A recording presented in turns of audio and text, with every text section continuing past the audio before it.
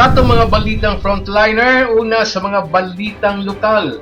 Luna na kita'y bagong provincial director na formal nga ginstalar ni atong buntag sa Sabado ni Police Regional Director, Police Chief Superintendent Miguel Antonio Jr. Atong kumustahon na hitabo sa maong instalasyon. Formal nga ginstalar ni atong buntag sa nakalawang Sabado isip OIC Provincial Director sa PNP ni Lalawigan si Police Senior Superintendent Edwin Vidaventura Wagan. Hulip kang kanhi sa Zamboanga del Norte Police Provincial Command Director Ritosto nga gipasaka ang pagserbisyo dito sa Police Regional Command 9 sa Zamboanga City.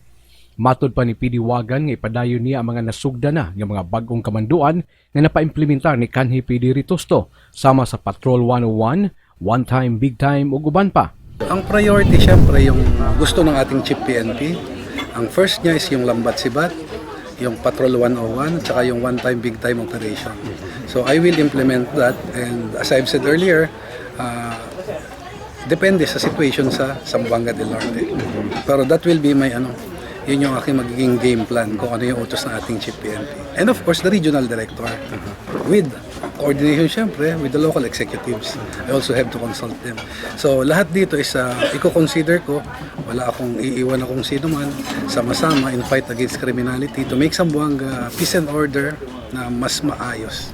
Dugang pa ni OIC PD Wagan nga bisan taas ang iyang panerbisyo sa Special Action Force o PNP SAF apan nakaagi-usab siya sa papanerbisyo isip hipe sa Santa Rosa, Laguna PNP Station o Deputy Provincial Director dito gihapon sa Laguna. Una pa ang iyang pagalistino dinhi sa Zamboanga del Norte. Bago ako ma-assign dito, doon ako sa Special Action Force, sa SAF. And so yun, ang trabaho namin is more insurgency. However, prior to that, ako naman ay nag-Deputy Provincial Director ng Laguna. So I also know how to manage a province. And before Deputy Provincial Director, ako yung nag-Chief of Police ng Santa Rosa, Laguna. Malaking bayan yon. So I also know how to handle a city. So most probably, my knowledge, plus syempre kung ano yung sitwasyon dito, hindi naman pwedeng yung lahat ng ginagawa ko doon ay gagawin ko dito. Syempre, iba yung host situation dito at host situation doon. So merong mga kailangang innovation, may kailangang i-adjust.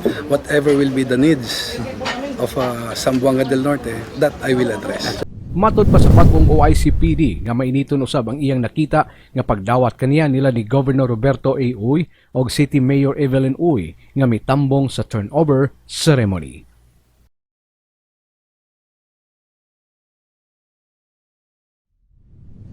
Dito sa Upper Disakan usab, dili instalasyon, kundi turnover ang nahitabo alang sa bagong barangay hall. Ang nakanindot mismong si Congressman Rosindo Dudoy Labad-Labad sa Segundo Distrito ang mihimo sa maong turnover. Giadtuan kini ni Judy Kaang. Jud, lain na usab nga proyekto ang gitunol sa mabtikong kongresista sa Segundo Distrito ning probinsya sa Zamboanga del Norte nga si Honorable Rosindo Dudoy Labad-Labad ngadto sa mga lumulupyo sa Upper Irasan President Manuel A. Rojas, Zamboanga del Norte kaniadtong Disyembre 5, 2015. Ang nasangpit nga proyekto mao ang duha ka andana nga barangay hall nga mokabat og 800,000 ka pesos.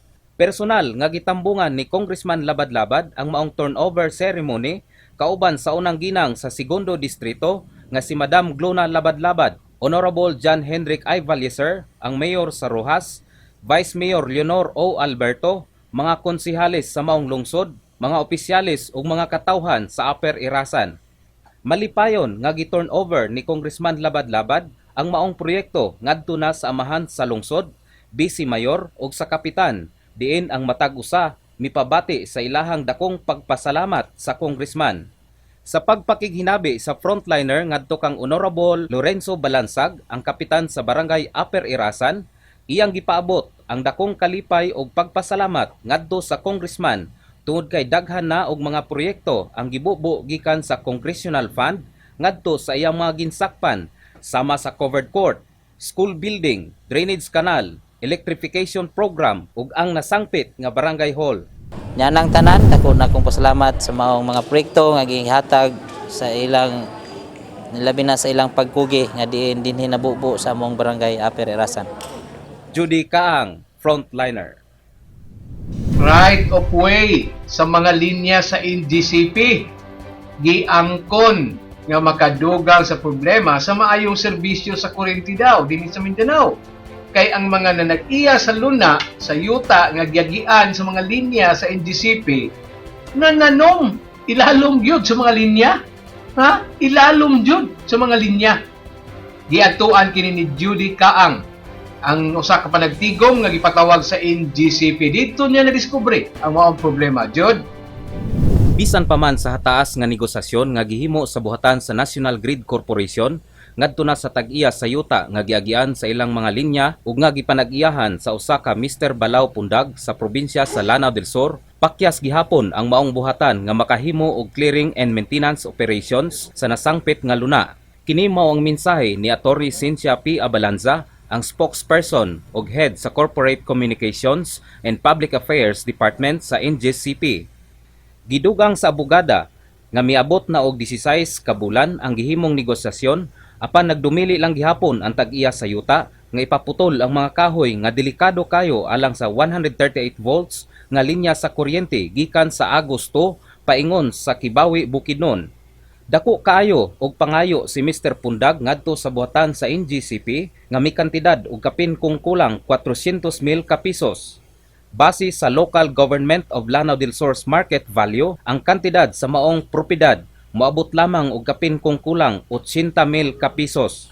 Matud pa ni Atty. Abalanza nga subo kaayong palandungon nga bisan pa man daghan na kaayo og mga kumpanya nga mag-generate og kuryente dinhi sa Mindanao, apan kulangon gihapon kita sa supply tungod kay dili man ma-distribute ngadto sa mga electric cooperatives kung ang maong problema sa right of way dili masulbad. Since there is no other power plant coming in ngayong December, the deficiency will continue.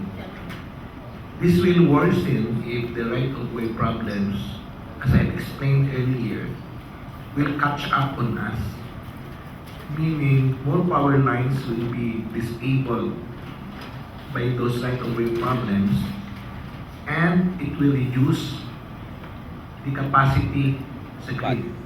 Judy Kaang, frontliner. salamat Jud. Balikan na to si Jud. Hangtod pa sa tuig 2017, 2017, nga masinati sa tibuok Mindanao ang matagkaroon niya nga palong, siga, palong, siga, palong, siga. Ha? Nakapangutana si Judy Kaang kung anong ingon-ani man o mumuapot pa man sa 2017 ngadto sa taga-NGCP. Jud, Ang nasinati nga scheduled brownouts dinhi sa probinsya sa Zamboanga del Norte ug sa kinatibuk-ang parte sa Mindanao magpadayon hangtod sa tuig 2007 sumala ni Mr. Emmanuel D. Abellanosa, ang Mindanao head sa National Grid Corporation kon NGCP, atol sa gipahigayong Power Forum sa D Hotel and Suites ning dakbayan sa Dipolog kaniadtong Disyembre 9, 2015. Ang maong kalihukan gisalmutan sa mga information officers sa mga munisipyo ug syudad nga sakop sa Zamboanga del Norte. Kalakip sa mga tumong sa maong forum ang mapaabot ngadto sa mga katawhan pinaagi na sa mga information officers sa matag LGU ang mga priority projects sa NGCP dinhi sa Mindanao. Usab aron mahibalaan sa mga information officers ang ilang mga gimbuhaton aron matabangan ang power industry, partikularmente ang NGCP sa pagsulbad sa problema sa brownouts nga nasinati karon sa mga konsumante. Gitapos ang maong panagtigom pinaagi sa open forum nga gitambungan gayod ni Atty. Cynthia P. Abalanza, ang spokesperson ug head sa Corporate Communications and Public Affairs Department sa National Grid Corporation ning nasud. Judy Kaang, frontliner. mao ka tatong balita lokal sa atong frontliner kini si Edgar Soronda. Salamat.